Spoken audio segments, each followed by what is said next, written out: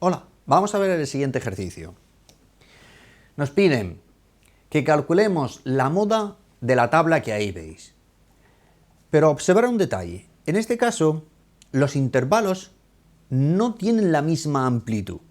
Si veis, de 165 a 170 hay 5, una amplitud de 5, de 170 a 77 hay una amplitud de 7, o sea, no tienen todos la misma amplitud.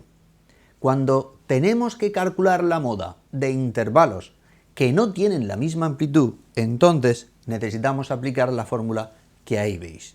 Una fórmula descrita para datos agrupados en intervalos de distinta longitud, que no tienen la misma amplitud. Explicaremos con el ejercicio cada uno de los pasos que ahí vamos haciendo. Lo que primero que tenemos que hacer es calcular la amplitud de cada intervalo y su densidad de frecuencia. Observad, el primer intervalo tiene una amplitud de 5, el segundo de 7, de 6 y 12.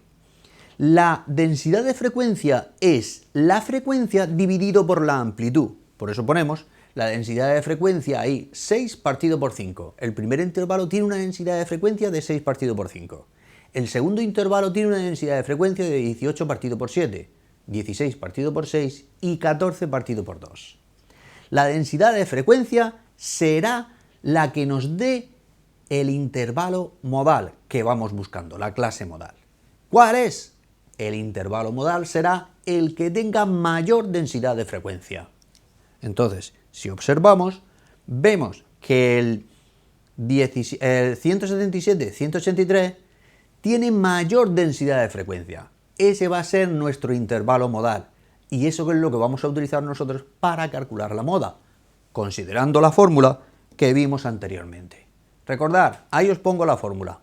Para calcular ahora, en base al intervalo modal, el que tiene mayor densidad de frecuencia, necesitamos de su i la densidad de frecuencia de nuestro intervalo, de su i menos 1 la densidad de frecuencia anterior del intervalo anterior, de su i más 1 la densidad de frecuencia del intervalo posterior, y luego los límites del intervalo.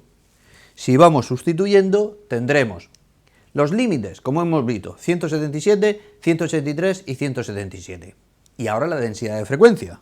La densidad de frecuencia, 16 partido por 6.